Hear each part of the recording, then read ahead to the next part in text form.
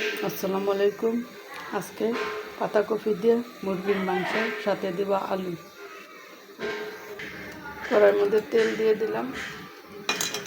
এখন পেঁয়াজ, কাঁচামরিচ দিয়ে দিই।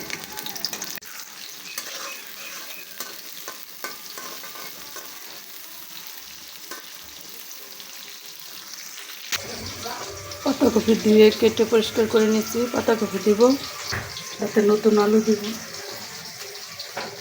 মুরগির মাংস কলিজা টলিজা সব কিছু ধুয়ে পরিষ্কার করে নিয়েছি। হলুদ, মরিচ, রসুন, আদা বাটা, জিরা বাটা, ধনে পেস্ট একসাথে দিয়ে দিচ্ছি।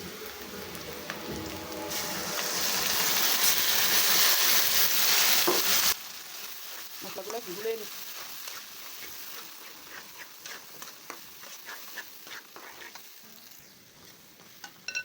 চিকেনগুলো দিয়ে দিচ্ছি।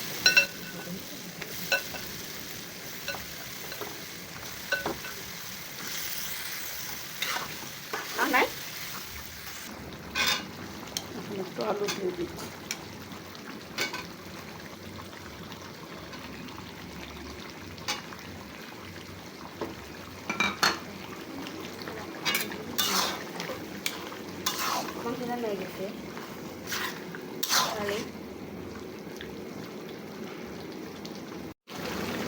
মাংস কষানো হয়ে গেছে, এখন পাতাকপি দিয়ে দেবো।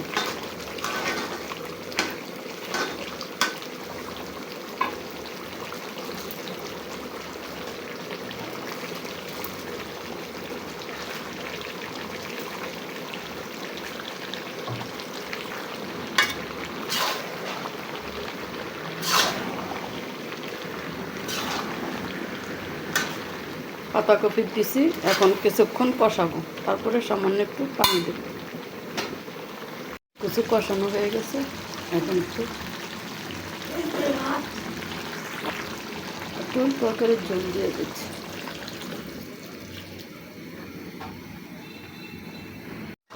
হয়ে গেছে আলু দিয়ে, পাতাকপি দিয়ে মুরগির মাংস রান্না। এখন দিবে একটু গরম মশলা।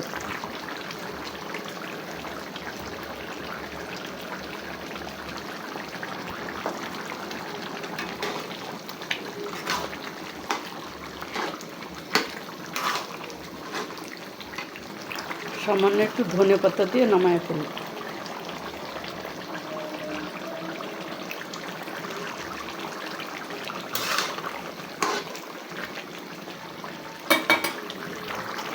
হয়ে গেছে মুরগির মাংস রান্না।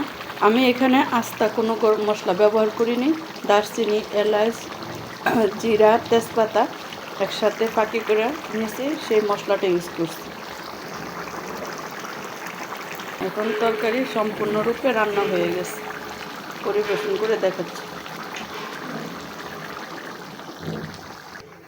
হয়ে গেছে মুরগির মাংস, পাতাকপি আর আলু দিয়ে তরকারি।